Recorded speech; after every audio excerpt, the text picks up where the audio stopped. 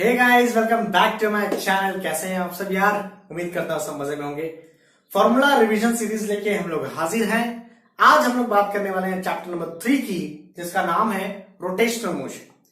अब यार rotational motion की कहानी आइए समझते हैं। फॉर्मूला ही दिखाऊंगा।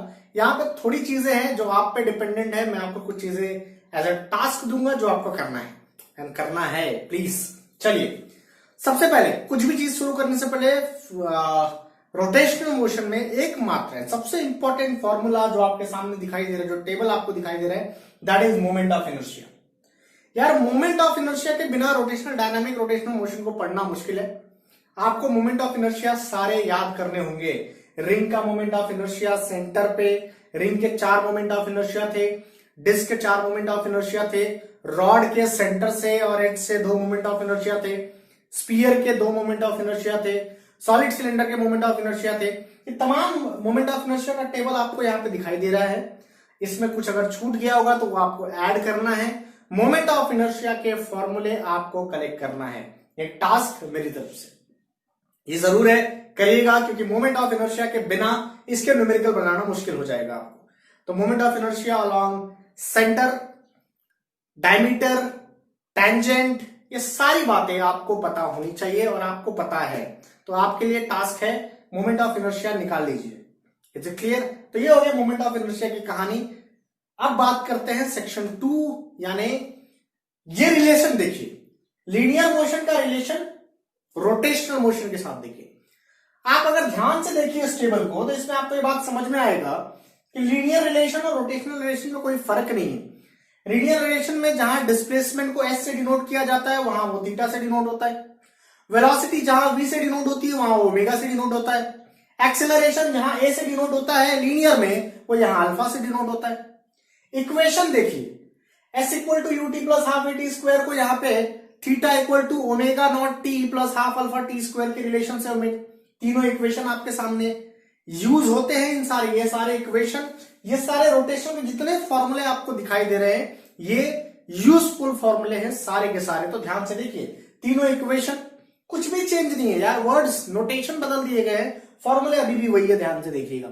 ठीक है, चलिए एनर्जी की बात कर लीजिए। तो काइनेटिक एनर्जी का फॉर्मूला होता है हाफ एम वी स्क्वायर। एक इंपॉर्टेंट बात लीनियर में और रोटेशनल में ध्यान रखना है। लीनियर में एम का इस्तेमाल करते हैं, मास का इस्तेमाल करते हैं बेटा। रोटेशनल में मास की जगह यूज किया जाता है मोमेंट ऑफ इनर्शिया, आई। मतलब अगर काइनेटिक का formula half m b square है, तो वही रोटेशनल काइनेटिक का फॉर्मूला हो जाएगा half I omega square. M की जगह क्या हो गया? आई, और वेलोसिटी की जगह हो गया एंगुलर वेलोसिटी ओमेगा। तो हाफ एम बी स्क्वायर बन जाएगा हाफ आई ओमेगा स्क्वायर। ध्यान दीजिए जो बता रहा हूं। हाँ जी, हाँ आपको कह रहा हूं जनाब। हाँ, सो लीनियर मोमेंटम देखिए। लीनियर मोमेंटम क्या है? लीनियर मोमेंटम होता है मास इनटू वेलोसिटी। मास की जगह क्या हो जाएगा? Moment of inertia. Moment of inertia मतलब आई, और वेलोसिटी की जगह आ जाएगा ओमेगा, तो एंगुलर मोमेंटम का वैल्यू हो जाएगा आई ओमेगा। इसी तरीके से kinetic energy, angular momentum, torque, work, परीक्षण, सारे फॉर्मूले इस तरीके से डिजाइन किए जाते हैं। आपके सामने एक टेबल है, ये टेबल आपको याद हो जाना चाहिए। ये फॉर्मूले, सारे के सारे फॉर्मूले आपके लिए बहुत बहुत बहुत इंपॉर्टेंट है। मोमेंट ऑफ इनर्शिया आप पे टास्क है, और ये टेबल वेरी इंपॉर्टेंट। अब आइए टाइप ऑफ प्रॉब्लम्स की बात करते हैं। टाइप ऑफ प्रॉब्लम में सबसे पहला जो इसमें, यानी सबसे अलग सा एक टाइप इसमें पूछा जाता है, वो होता है टॉर्क रिलेशन। अभी टॉर्क रिलेशन क्या होता है? टॉर्क के 2 फॉर्मूले बेटा। एक होता है आर क्रॉस एफ, या उसी कहते हैं आर एफ साइन थीटा। तो एक टॉर्क का फॉर्मूला हो गया आर क्रॉस एफ, एक टॉर्क का फॉर्मूला होता है आई अल्फा। देखा था ना हमने टेबल में, I alpha, R cross F and I alpha. अब दोनों भी टॉर्क है, तो फ्रॉम 1 and 2 इक्वेशन आप लिख सकते हो R cross F equal to I alpha. ये जो इक्वेशन आपका बना R cross F equal to I alpha, this equation is very very useful in solving the problem. R, अगर आप आर क्रॉस एफ लिखते हो, तो आर जो होगा वो एफ के परपेंडिकुलर डिस्टेंस होगा, ध्यान रखना।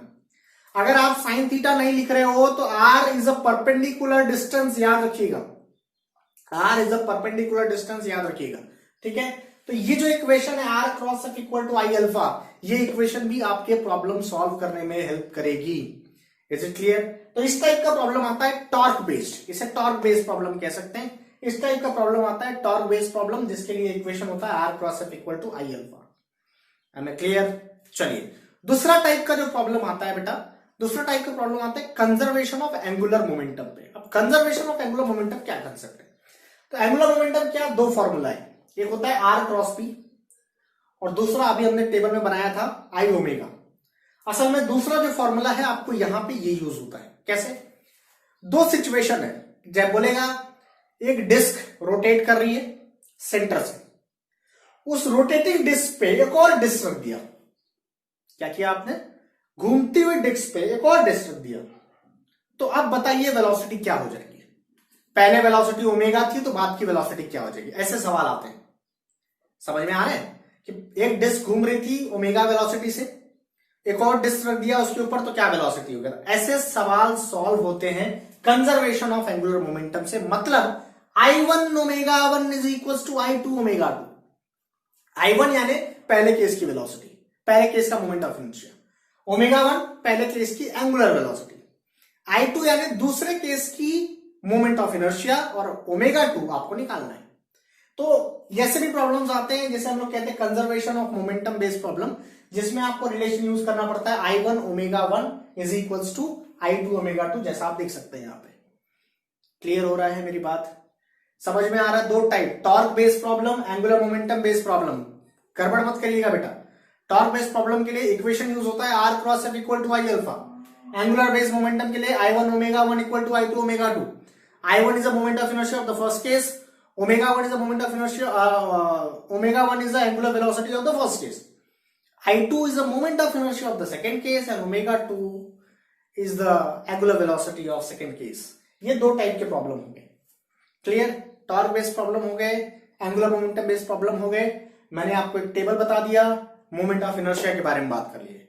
अब इस सेक्शन के अगले हिस्से में चलते हैं जिसका नाम है रोलिंग मोशन। रोलिंग मोशन की कहानी आपके सामने। रोलिंग क्या होता है? Rolling is rotational plus kinetic, rotational motion plus kinetic यानी ट्रांसलेशनल मोशन। बॉडी गोल भी घूम रही है और आगे भी जा रही है, तो आगे भी जा रही है और गोल भी घूम रही है, उसको कंबाइंडली स्टडी करते हैं तो रोलिंग मोशन कहते हैं, रोटेशनल प्लस ट्रांसलेशनल। तो इसमें तीन चीजें आपको निकालनी पड़ती है, energy, velocity and acceleration. Energy, velocity and acceleration. तो एनर्जी ऑफ रोलिंग मोशन का फॉर्मूला देखिए। एनर्जी ऑफ रोलिंग मोशन में अब घूम रही है तो काइनेटिक एनर्जी रहेगी।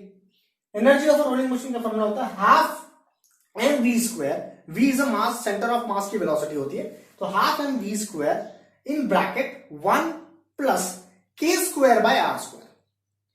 अब सवाल है ये के स्क्वायर बाय आर स्क्वायर क्या होता है?